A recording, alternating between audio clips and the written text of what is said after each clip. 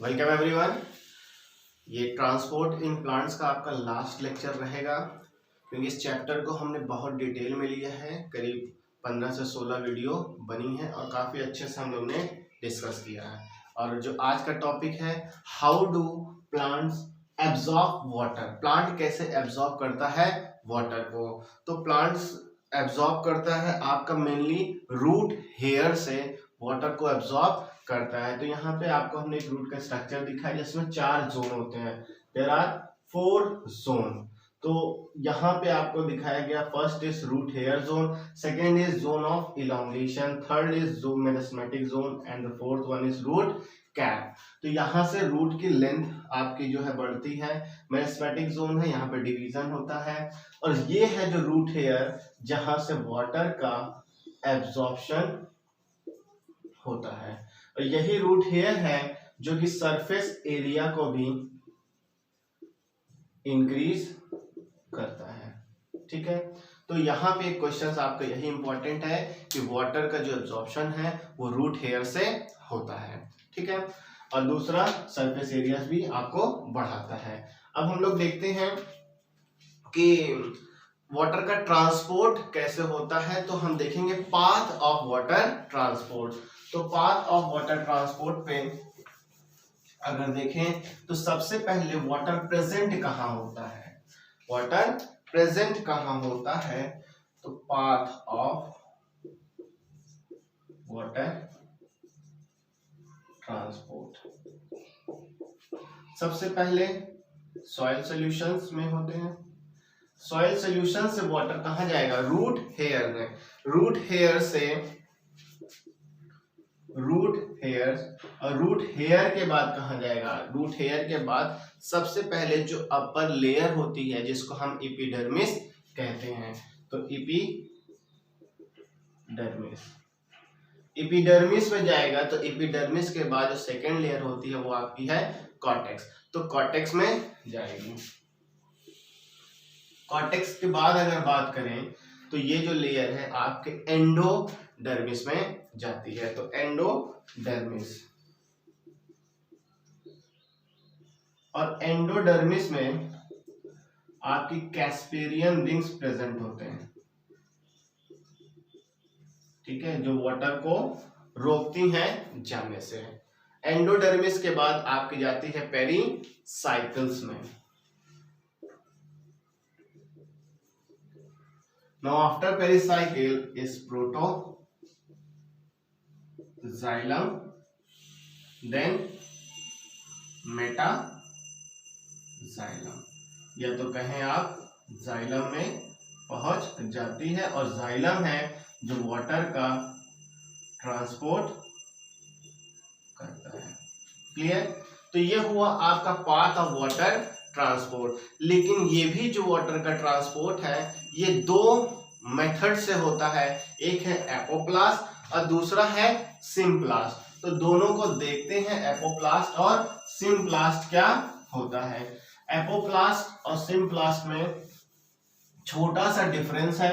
Apoplast जो है आपका, एपोप्लास्ट ये आपका नॉन लिविंग होता है। ठीक है, और इसमें जो वाटर का मूवमेंट है वो सेल टू सेल का मतलब cell wall to cell wall का मूवमेंट होता है। मान लीजिए ये आपके सारे सेल्स हैं। तो ये आपका यहाँ पे आपका सॉइल सॉल्यूशंस है। ठीक है, वाटर यहां से जाएगा तो इधर की तरफ मूव करेगा।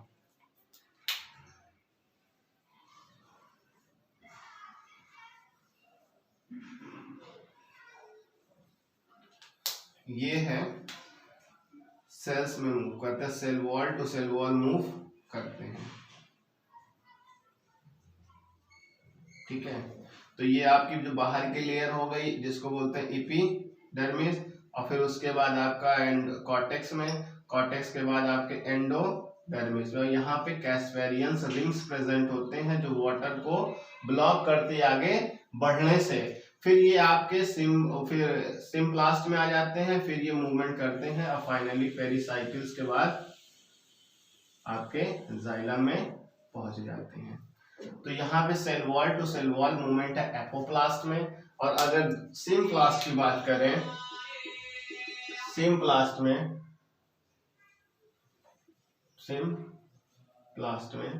तो यहाँ पे आपके वाटर जो है आपके प्रोटोप्लास्ट के थ्रू होते हुए जाता है इधर वाया प्लाज्मोडेस्माटा। तो ये लिविंग होते हैं, ठीक है। और वाटर का जो मूवमेंट है, वाटर का मूवमेंट है वो प्रोटोप्लास्ट के थ्रू होता है, ठीक है। और प्लाज्मोडेस्माटा कहते हैं जिसके थ्रू ये फ्लो हो रहा है।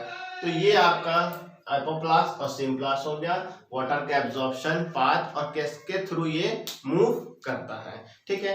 अगला जो टॉपिक है हम लोगों का कि जो लॉन्ग डिस्टेंस के प्लांट्स होते हैं, जो टॉल ट्री होते हैं, उसमें वाटर का ट्रांसपोर्ट कैसा होता है, फूड का ट्रांसपोर्ट कैसे होता है, तो हमें देखना है।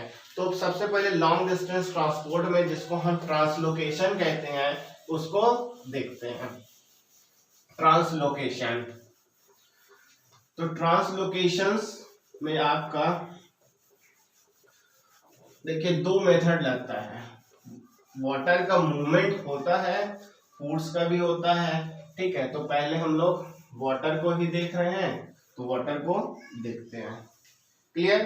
तो सबसे पहले लॉन्ग डिस्टेंस में जो वाटर का ट्रांसपोर्ट होता है वो आपके सॉइल सोल्यूशन से बताएंगे, वहां से वाटर का ट्रांसपोर्ट होता है वाया रूट हेयर, और कहाँ तक जाएगा, लीफ में, क्योंकि वहीं पर फोटोसिंथेसिस होनी है, खाना बनना है, और फिर वहां से ट्रांसपिरेशन भी होता है, ट्रांसपिरेशन होता रहता है और वाटर का एब्जॉर्प्शन नीचे से होता है, क्लियर।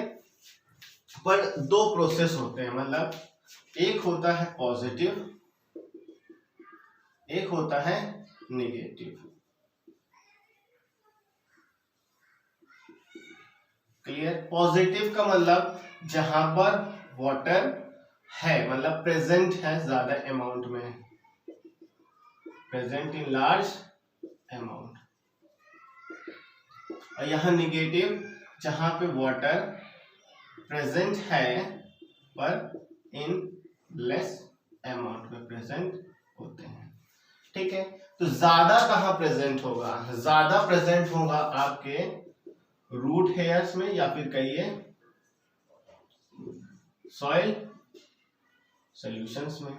वहां से मूव करेगा आपका लीफ के पास, ऊपर की तरफ मूव करेगा। तो यहाँ पे जो प्रेशर लगता है, यहाँ पे एक प्रेशर लगेगा, तो इसको बोलते हैं, ये जो है पुश करता है, ये पुश करता है, तो पुश। और यहाँ पे निगेटिव है तो वो पुल कर रहा है वाटर को, तो यहाँ पे पुल है। तो पुश एंड पुल का मेथड यहाँ पर लगता है, ग्रेडियंट होता है पुशिंग ग्रेडियंट, एंड निगेटिव है तो निगेटिव ग्रेडियंट की तरफ मूवमेंट करता है, ठीक है। तो जहां पर एनर्जी लगती है, जहां पर एनर्जी लगती है, ठीक है, तो वहां पे बोलते हैं ascent of SAP, ascent of SAP. अभी तक हम लोग जितना भी पढ़ा था वो सब पैसिव ट्रांसपोर्ट था, एसेंट ऑफ सैप आपका एक्टिव ट्रांसपोर्ट है, ठीक है, ठीक है।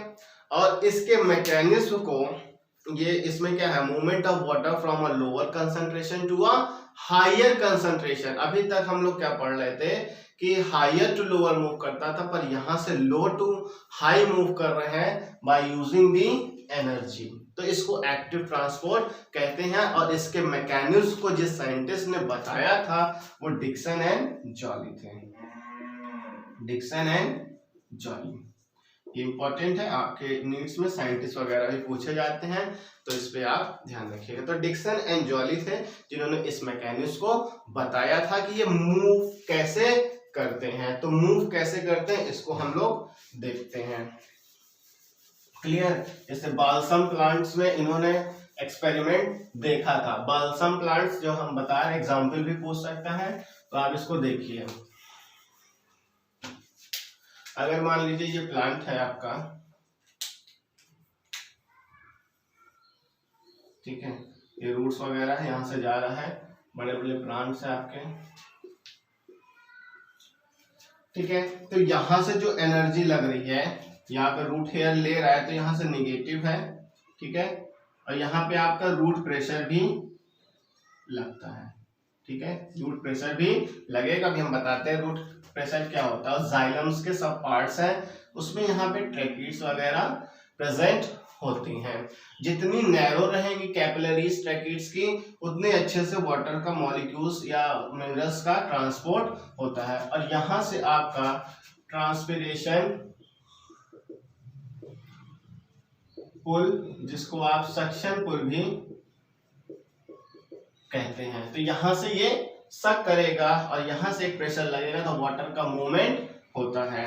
अब देखिए जब वाटर मॉलिक्यूल्स स्टिक करके मूव करते हैं, ठीक है, तो इसको बोलते हैं कोहेसिव फोर्स, ठीक है। और वाटर मॉलिक्यूल एडजेसेंट से सेट जो मूव करते हैं ये सरफेस एरिया से, तो इसको बोलते हैं एडहेसिव फोर्स, सॉरी। और इस कैपिलरी में मूव करते हैं तो इसको कैपिलरी फोर्स कहते हैं, क्लियर। और नीचे से यहां से नेगेटिव टू पॉजिटिव आपका मूवमेंट हो रहा है बाय रूट प्रेशर, ठीक है। अब रूट प्रेशर क्या होता है? Pressure develop by developed in the cortical cell में प्रेशर डेवलप करते हैं, ठीक है, कॉर्टिकल सेल में प्रेशर को डेवलप करते हैं एंड पुश दी देखिए push the water and minerals in the xylem vessels में इसको पुश करते हैं, इसी को कहते हैं रूट प्रेशर। क्लियर हो गई बात? तो यहां से पुश कर रहा है, यहां से पुल हो रहा है, यहां से निगेटिव ग्रेडियंट है, यहां से पॉजिटिव ग्रेडियंट है, वहां पे सक्शन पुश हो रहा है तो वहां पे खींचेगा वाया दिस कैपिलरी। तो जितनी कैपिलरी थिन होगी उतना यहाँ पे मूवमेंट फास्ट होगा, और यहाँ पे डिपेंड करता है कितनी रिक्वायरमेंट है, ठीक है। तो ये हुआ आपका मूवमेंट जिस बाया एसेंटोसा डिक्सन-जॉली का एक्सपेरिमेंट था। तो अब देखते हैं हम लोग फूड का ट्रांसपोर्ट कैसे होता है, ठीक है। यहाँ भी ट्रांसलोकेशन है, वाटर का ट्रांसपोर्ट आपका जाइलम से हुआ और फूड का ट्रांसपोर्ट जो होता है वो फ्लूएम से होगा, तो उसको भी देखते हैं। तो यहाँ पे सबसे पहले आपका गर्डिन एक्सपेरिमेंट था फ्लूएम का। गर्डलिन एक्सपेरिमेंट से यह प्रूफ हुआ था कि फूड का जो ट्रांसपोर्ट होता है वो फ्लूएम्स के थ्रू होता है, ठीक है। और इसमें दो मेथड आपको बताया गया है कि सोर्स टू सिंक मूवमेंट होता है। सोर्स यहां पर है मतलब फोटोसिंथेटिक या क्लोरोफिलर्स पार्ट, जो क्लोरोफिल्स वाले प्लांट्स होते हैं, क्लोरोफिल्स वाले पार्ट्स होते हैं जहां पर फूड प्रोड्यूस होता है, जहां पर बनता है। और ट्रांसफर कहां होता है? जहां तक पहुंच जाता है जो ए क्लोरोफिल पार्ट होते हैं आपके प्लांट्स के, ठीक है। जैसे कि एग्जांपल देखिए रूट, ठीक है, स्टेम, या फिर जो फोटोसिंथेसिस नहीं कर रहे हैं फ्रूट्स एक्सेट्रा, वहां पर मूव करता है, ठीक है। ये आपका गर्डिन एक्सपेरिमेंट के थ्रू प्रूफ हुआ था। लेकिन मास हाइपोथेसिस थ्योरी के अकॉर्डिंगली साइंटिस्ट ने बताया, साइंटिस्ट का नाम आपका ई मंच है। साइंटिस्ट जो थे आपके ई मंच, ये मंच चॉकलेट्स वाले ही हैं, मतलब कि ही है, मतलब वो नहीं है, मंच नाम था, जो मास हाइपोथेसिस के बेस पर इन्होंने बताया कि वाटर का मूवमेंट या फूड का मूवमेंट सोर्स टू सिंक्स हो रहा है, बट इन्होंने एक वर्ड लगाया टर्गर प्रेशर। टर्गर प्रेशर के थ्रू होता है। टर्गर प्रेशर मतलब high turgor pressure to low turgor pressure की तरफ मूव करता है। हाई आपका इसका मतलब है सोर्स, और यहाँ पर जो है लो है आपका सिंक। तो यहाँ पर एक साइंटिस्ट आपको और लोड दिया गया है, मास हाइपोथेसिस या बल्क हाइपोथेसिस के थ्रू फूड का मूवमेंट होता है from leaves to different parts of the plant. ये साइंटिस्ट लोग बीच में आके आप लोगों की पढ़ाई को ज्यादा बढ़ा दिए हैं, इसलिए आपको पढ़ना पड़ेगा। तो ये है आपका फ्लुएंस है। अब देखिए दो छोटे छोटे टॉपिक बच रहे हैं, एक है आपका गटेशंस, दूसरा है एक्सुडेशन और ब्लीडिंग जिसको हम कहते हैं। तो आज ये चैप्टर आपका खत्म हुआ। बहुत दिन से पेंडिंग चल रहा था, हमें टाइम भी नहीं मिल पा रहा था, और आज छुट्टी मिली है तो आज ही मैंने वीडियो शूट किया। हमने कहा ये खत्म करते हैं, और कोशिश करूंगा कि जल्दी से जल्दी आपको वीडियो दूंगा। एनिमल फिजियोलॉजी पे जाएंगे, जिससे थोड़ा आपका कोर्स हम खींच सकें। देखिए गटेशंस की बात करें, गटेशंस यहाँ पे इसका मतलब है कि वाटर का लॉस होता है, लॉस ऑफ वाटर। बस लॉस ऑफ वाटर होता है, किस फॉर्म में होता है? वाटर के ड्रॉपलेट्स के फॉर्म में होते हैं। ट्रांसपिरेशन में भी वाटर का लॉस होता था, पर ट्रांसपिरेशन वाटर वेपर्स के फॉर्म में लॉस हो रहे हैं, पर ये वाटर ड्रॉपलेट्स के फॉर्म में जो है कि लॉस करते हैं। ठीक है, ये जनरली किसके थ्रू होते हैं? तो ये रूट प्रेशर्स के थ्रू होते हैं। ठीक है, और कंडीशंस क्या है? जब ट्रांसपिरेशन लो होता है, ठीक है, और वाटर का एब्जॉर्प्शन ज्यादा होता है, उस केस में आपका गटेशंस होता है। उस केस में आपका गटेशंस होता है।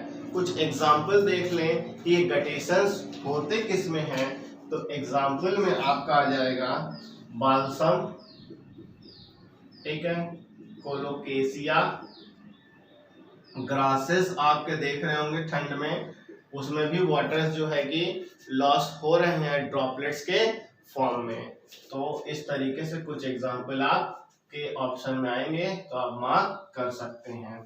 तो ये हुआ आपका गटेशंस। ठीक है, और दूसरा जो आपका है वो है आपका ब्लीडिंग। ब्लीडिंग का मतलब है कि जो वेस्ट मटेरियल्स होते हैं, जैसे कि अगर हमारे को कोई इंजरी होती है तो हमारे बॉडी से भी ब्लड मूव करके बाहर आते हैं। ठीक है, वैसे प्लांट्स भी जब इंजर्ड होते हैं तो वहां से भी सब्सटेंस बाहर आते हैं इन द फॉर्म ऑफ सैप्स, तो उसको एक्सुडेशन और ब्लीडिंग कहते हैं।